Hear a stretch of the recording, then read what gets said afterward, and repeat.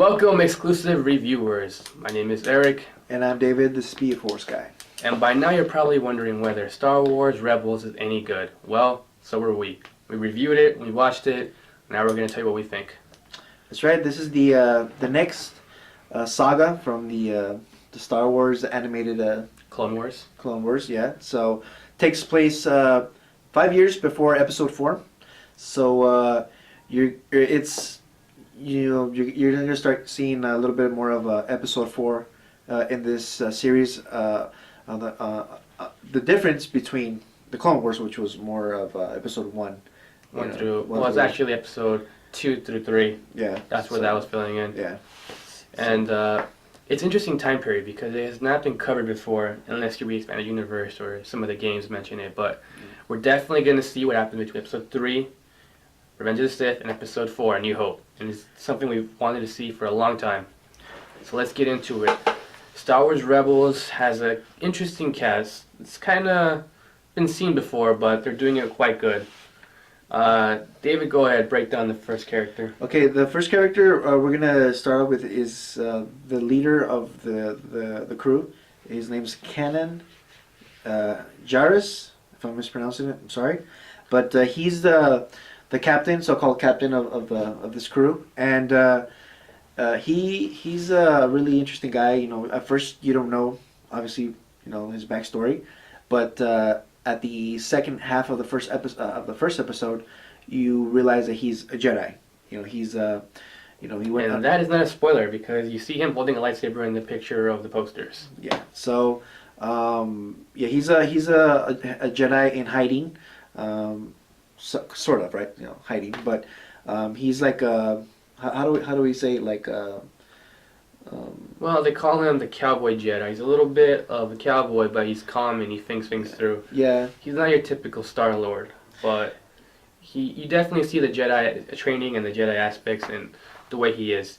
He will go bad, he will rob, he'll do stuff like that, but he always has a conscience and does the right thing in a way. He's always balanced with his every decision that he makes. So yeah, kind of like a Obi-Wan Han Solo mix. Yeah, very very good character. I enjoyed him.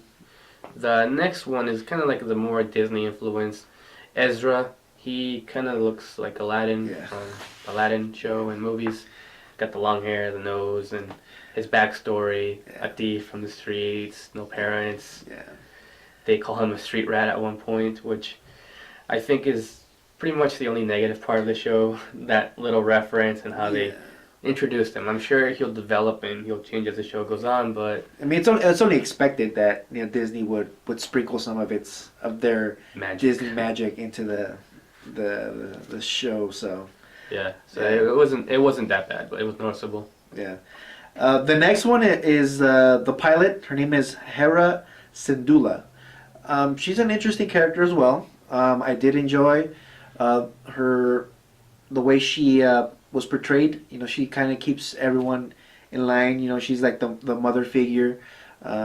So anyone gets out of line, she's checks them. Like you better calm down or I'll turn this starship around. So yeah, she's a Twi'lek, so it's interesting to see how they're mixing the crew with different elements. Yeah, kind of like the Guardians of the Galaxy. It's sort of similar. Yeah, mixed race. Yeah. The next one is the muscle of the group, Zeb. He is a weird creature that has not been seen before in Star Wars. Yeah. The backstory on him is that his race got wiped out and there's a few of them remaining. Right. Possibly why they never make an appearance in episode 4 through 6. Right. And he's kind of a loose cannon, but Yeah. as of now we don't know too much about him. Just what we've seen in the first few episodes. Definitely has a lot of pride in his race. Obviously, and he takes warrior. He takes things very seriously. But at first he only I think he's kind of like a me first, and then kind of as far with Ezra, because he was the new guy. Oh, he doesn't like Ezra. Yeah, he didn't like him at all. Yeah, first, that's so. definitely them colliding. But you're going to see that they're going to get along eventually. Yeah. It's going to be the basis of a tough relationship. Yeah. The next one is her name is Sabine Wren. I'm pronouncing it right. Sabine Wren. She's a Mandalorian. Yep. And I like her design. I like her Armor. the armor, everything. It looks beat up, scratched. It's been worn. She's been to battle. So she's battle tested. She's witty, She's tough. tough. Smart. And Ezra's age range, sort of. Yeah, so definitely a love interest there going on that it's That going to will be forming. develop. Yeah, that will develop eventually. So, it's like it's expected. Right. So And out of the whole crew, there's only one that I didn't really like. His name's Chopper. He's an astromech droid. Kind of a little rip off of R2D2. wannabe, but you can't You replace. can't beat R2. the original. Yeah, He's yeah. just awesome. Yeah. Kind of feels like they threw him in there for a little comic relief type thing. Exactly. Yeah. I mean, right now we don't know too much about him, but for 2 episodes, he just seems a little too pushy and annoying and Yeah, little farting when he talks. yeah, he gets annoying a bit time. He's definitely that droid is definitely targeting the 4 to 2-year-olds that are gonna be watching the show. He would definitely be popular with them. Yeah, so that's that for that. Yeah, and from the Imperial side, there's Agent Kellis. That he's an Imperial officer. You see him throughout the episodes 1 and 2, so it looks like he definitely will be a recurring character. Right. And he is in charge of his sector where the rebels are kind of starting off, and he's kind of been after them for a while now. So he's pretty much a straightforward Imperial officer. Yeah, his helmet design is pretty cool. Roman inspired. Roman inspired. Chops with a Chops, huge chops with huge sideburns going down. It's definitely a unique character.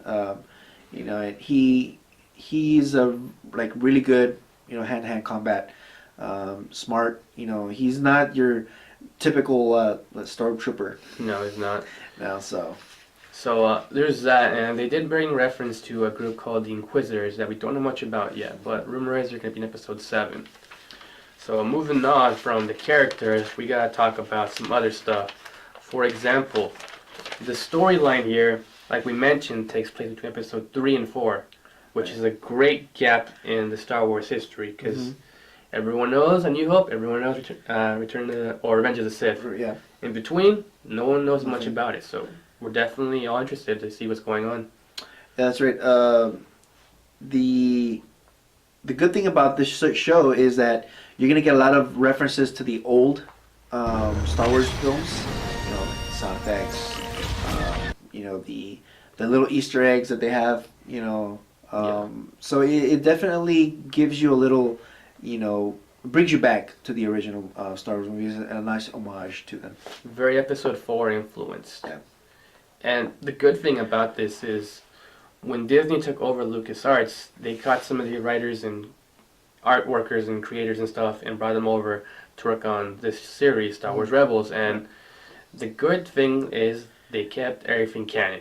If you're a fan of Star Wars, the Clone Wars, the cartoon series, or animated series, everything is canon. So it could carry over. You could see some characters cross from there to here, like Ahsoka or maybe even Mace Windu or Darth Maul. Yeah.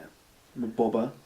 Boba, yeah, we Yeah. definitely, I'm hoping. Yeah, because He'll come if Han Solo, because remember, I think Han Solo and Boba might have They had. don't like each other. Yeah, so definitely, might see, James Earl Jones returning To voice Darth Vader. Vader. So, I mean, it just the fact that they're bringing some of the original cast, so is pretty exciting. So yeah, as of now they only have 2 episodes, and it's kind of been a little bit slow, but as you watch any series, while they're setting it up, it starts slow, or the first hour of any movie, it's starting off. Yeah. I definitely see some good potential with the show, and the way it looks is pretty awesome. Yeah. I know David liked the scene with the stormtroopers. Yeah, I mean, there was a scene where the stormtroopers were walking down the aisle, and man, like the graphics, I thought they were real. Like it was really. At least that scene was really crisp. Even the shine of the armor was. Yeah, you thought they on were point. legit people in stormtrooper costumes. Yeah, so I mean, it even like the background, I liked it because it's so reminiscent to the old. The inside of the ships. It's something that you didn't get in the Clone Wars series. Yeah. So it's really nice to see, and that's that's what I enjoyed. Series. So. Yeah, and now we're gonna give you our final review on it. I really like the show. I see what they can do, and I can see it growing to something even better. So I want to give them a 7 out of 10. I'm gonna give it an 8.5 because again, like I said, I enjoy the graphics, the homage, the sound effects. Everything. It's from the original, and you're starting to see it a little bit new. It's like a fusion, a combination of both new and old, and that's why I'm gonna give it a little bit of a higher rating. So. All right, guys, check it out. It's currently on Disney XD. Check out more of our videos. Give us some thumbs up. Till next time, this is Exclusive Reviews. May the Speed Force be with you.